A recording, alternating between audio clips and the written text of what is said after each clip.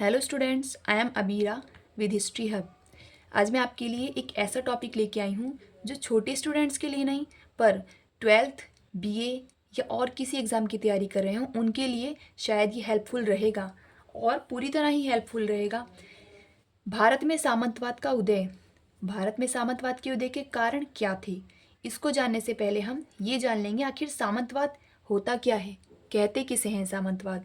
तो सामंतवाद, जिसे अंग्रेजी भाषा में फ्यूडलिज्म कहा जाता है, ज़मीन का एक टुकड़ा जिसका कोई जागीरदार होता है या राजा अपनी ज़मीन में से सामंतों को ज़मीन वितरित कर देता है ताकि वो उस पर शासन कर सकें, उस पर काम कर सकें। और ऐसे ही इसी तरह ये सामंत उस ज़मीन पर कुछ किसान रख लेते हैं, कुछ जागीरदार रख लेते हैं। ये उस ज़मीन पर खुद काम नहीं करते, ये उस ज़मीन पर काम करवाते हैं और उस काम से जो पैसा आता है, जो भी चीज़ आती है, वो राजा को देता है जाके। तो इसी तरह से राजा का काम आसान हो गया।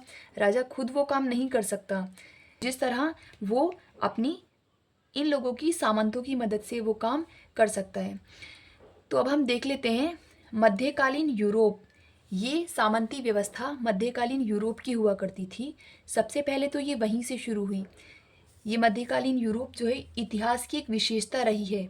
इतिहास में सामंतों की एक विशेषता मध्यकालीन यूरोप से ही रही है, क्योंकि उस युग की राजनीतिक, सामाजिक और आर्थिक व्यवस्थाएं इसी सामंतवाद व्यवस्था पर टिकी थी। अब जान लेते हैं किस तरह से ये सामंत जो इस ज़मीन पर या इस राज्यों में जो भी काम कराते थे वो अपने बेस पर, अपने दम पर कराते थे और इसका इसका जवाब उन्हें आगे राजाओं को देना पड़ता था। तो इसीलिए वो इस हिसाब से काम कराते थे कि उसमें सबका भला हो। जैसे वो राजनीतिक व्यवस्था सही तरह से संभाल लिया करते थे, समाज में अच्छी तरह से संतुलन बनाकर रखते थे और उस तरह से आर्थिक व्यवस्थाएं भी ठीक चलती थी। तो इसीलिए उस टाइम पर ये एक परफेक्ट सामंती व्यवस्था होती थी जिससे कोई भी राज्य, कोई भी नगर अच्छे से चल सकता था। अब बात कर लेते हैं ये सामंती व्यवस्था कब शुरू हुई और इसका अंत कब हुआ।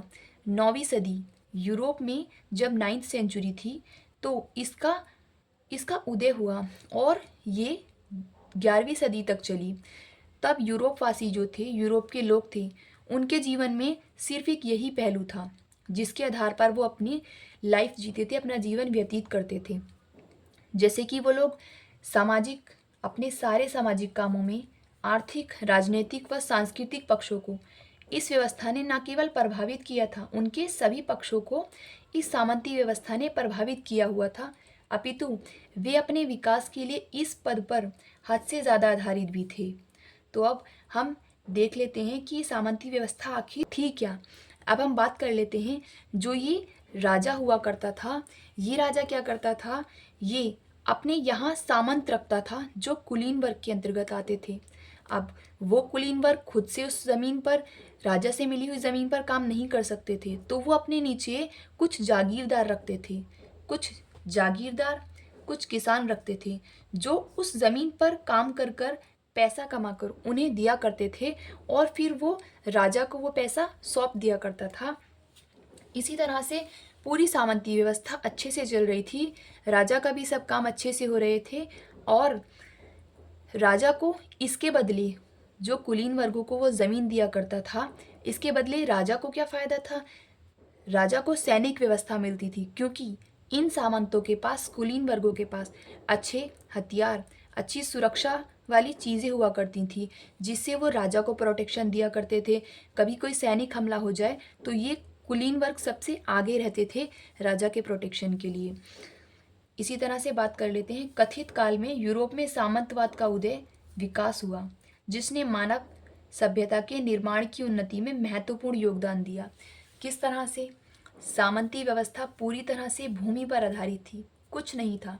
अगर देखें, पूछा जाए सामंती व्यवस्था क्या है, तो हम ये लाइन पहले ध्यान में रखेंगे। सामंती व्यवस्था भूमि पर आधारित एक व्यवस्था थी जिसमें राजा कुलीन वर्ग के सामंतों को भूमि वितरित किया करता था और वो उस पे किसानों से काम कराते थे। इसी तरह किसानों का भी सामाजिक, आर्थिक जीवन अच्छे से चलता था। परंतु अगर हम एक बात और देख लें तो राजा किसके डिसीजन पर अपना फैसला लेता था, वो चर्च पर, जो चर्च के पादरी हुआ करते थे, कैथोलिक चर्च के पादरी।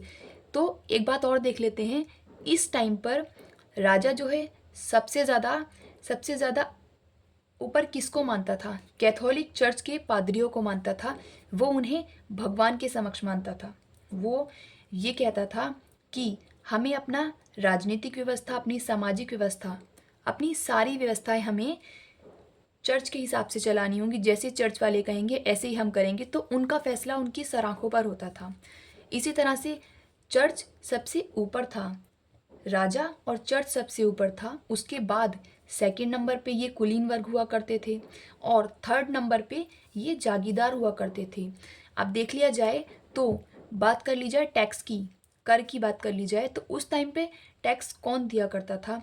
उस टाइम पे ना तो ये पादरी वर्ग टैक्स दिया करते थे और ना ही ये सामंत, मतलब ये कुलीन वर्ग, ये दोनों टैक्स नहीं दिया करते थे। और तीसरे नंबर पे ये जागीरदार, जो इनकी ज़मीनों पर किसानों के रूप में काम करते थे, वो एक बहुत ही छोटी मजदूरी पे काम करते थे जिससे वो अपना जीवन, अपना घर बार चलाते थे और उसमें से उन्हें कर भी देना होता था। तो इस व्यवस्था में कहीं ना कहीं जब ये इस तरह से चल रहे थे तो एक टाइम ऐसा आएगा कि ये व्यवस्था गड़बड़ा जाएगी। किस तरह से गड़बड़ा जाएगी? ये चर्च वाले लोग जो हैं, इनको लगेगा कहीं ना कहीं कि सामंत सबसे ऊपर हैं। भले ही हमारा फैसला राजा के लिए आगे होता है, परंतु सामंतों के पास सब कुछ है, सारी व्यवस्थाएं हैं। और दूसरी तरफ अगर देख लिया जाए तो जागीरदार ये सोचते थे कि हमें तो कर भी देना पड़ता है, हम इनकी ज़मीन पर मजदूरों की तरह काम भी कर रहे हैं, परंतु ना ही कुलीन वर्ग और ना ही पादरी वर्ग राजा को कोई कर नहीं देता है। और सबसे ज़्यादा मेहनत किसकी है? सबसे ज़्यादा मेहनत हमारी है। तो अब देख लेते हैं कि इस प्रकार जो समाज के कृषक, मतलब किसान हुआ करते थे, ये सब लोग, इनकी व्यवस्था जो है वो गड़बड़ा गई। अब आगे बात कर लेते हैं हम, सामंतवाद की कोई एक परिभाषा दी जाए तो किस तरह दी जाए? तो हमने सबसे परफेक्ट एग्जाम्पल लिया है श्री एम एन रॉय का। एम एन रॉय क्या कहते हैं? उनके अनुसार सामंतवाद एक सामाजिक राजनीतिक व्यवस्था थी जो मध्यकालीन यूरोप में भूमि वितरण के आधार पर फली फूली थी। सिर्फ हम अगर इन शब्दों में परिभाषा दे दें तो पूरी बात यहीं पूरी हो जाएगी। इसके बाद देख लेते हैं भारत में सामंतवाद के उदय के क्या कारण थे। अभी तक तो हम सामंतवाद क्या है, सामंतवाद की परिभाषा, सामंतवाद आखिर किस लिए चला, और अब हम देखेंगे कि भारत में, हमारे इंडिया में सामंतवाद के उदय के क्या कारण थे। सबसे पहले हम देख लेते हैं मौर्य साम्राज्य। आप सभी जानते होंगे मौर्यन एम्पायर, जिसने सबसे ज़्यादा भारत में जो है अपना अपना ये कह लेते हैं हम कि अपना प्रशासन के अंतर्गत काम किया उसने। मौर्य साम्राज्य के पतन के बाद शक्ति शून्यता पैदा हो गई। अब जब तक ये साम्राज्य चला, जब तक की तो कोई बात नहीं थी, परंतु उसके बाद शक्ति शून्यता, मतलब कि शक्ति कमज़ोर होती नजर आई और क्षेत्रीय राज्यों का उदय होने लगा। मतलब कि जो छोटे छोटे राज्य थे वो अपना अलग अलग काम करना शुरू करने लगे और अपने अलग अलग सरदार बनाने लगे। इसके बाद नंबर 2 पे देखेंगे, पहला कारण तो ये हो गया है। उसके बाद राजाओं ने सैन्य जनरलों और अधिकारियों को उनकी सेवाओं के लिए ज़मीन दे दी। राजा जो है उसे डर था कि कहीं ना कहीं मुझसे मेरा पद छीन लिया जाएगा या फिर मैं किसी तरह से किसी युद्ध में हार जाऊंगा। तो इसीलिए वो अपनी पावर बढ़ाने के लिए सैन्य जनरल अधिकारियों के रूप में इन सामंतों को ज़मीन दे दिया करते थे।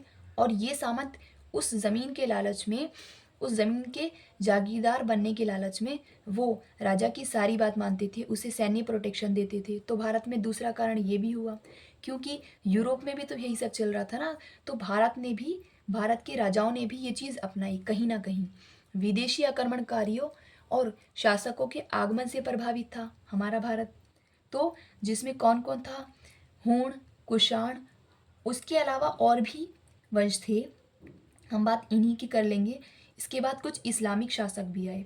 तो इन सब आक्रमणकारियों की वजह से भी भारत में सामंतवाद का उदय हुआ कि अगर भारत में सामंतियों को ज़मीन दे दी जाएगी तो उन जगह का प्रोटेक्शन हो जाएगा। नंबर 4 पे हम देख लेते हैं गुप्त काल में सामंती संबंधों का विकास हुआ। अब अगर हम देख लें कि ये जो पादरी वगैरह थे जिनको प्रॉब्लम होने लगी थी किसी टाइम पे, कि सामंतवादी व्यवस्था जो है वो कहीं ना कहीं गड़बड़ा सकती है। तो यही आखिर में आकर इस सामंतवादी व्यवस्था के पतन के कारण बन गए। कैसे बन गए? मैंने आपको अभी बताया था कि इन्हें लगने लगा कहीं ना कहीं सामंती जो हैं वो अपना राज ना जमा ले, राजा को कहीं ना कहीं वो पीछे छोड़ दें। और इसी वजह से उसे ये भी लगा कि मैं सबसे आगे हूँ, राजा तक मेरी बात सुनता है, तो ये सारी ज़मीन, ये सब कुछ मेरा होना चाहिए, मेरा ही अधिकार होना चाहिए, इनके ये भी सामंत भी मेरे ही अधीनस्थ काम करें। अब कुछ मेन पॉइंट देख लेते हैं। मौर्य राजवंश या मौर्य साम्राज्य। आखिर ये जो मौर्य साम्राज्य है इसके पतन के बाद भारत में सामंतवाद व्यवस्था शुरू हुई। आखिर इसकी ऐसी क्या विशेषता थी? हाँ, इसकी विशेषता थी क्योंकि इसने भारत में ज़्यादा टाइम प्रशासन का काम किया। तो ये 322 ईसवी पूर्व, ईसा पूर्व नहीं, ईसवी पूर्व, 322 ईसवी पूर्व से लेके 185 ईसवी पूर्व तक रहा। मतलब कहने का मतलब ये है कि ये 137 वर्ष भारत में रहा और इस मौर्य राजवंश ने भारत में इतने टाइम तक राज किया। अच्छा, इस मौर्य राजवंश के संस्थापक कौन थे उसके बारे में बात कर लेते हैं। चंद्रगुप्त मौर्य इसके संस्थापक थे और वो पहले सम्राट थे जिन्होंने भारत के अधिकांश भाग को एक प्रशासन के अंतर्गत एकत्रित किया।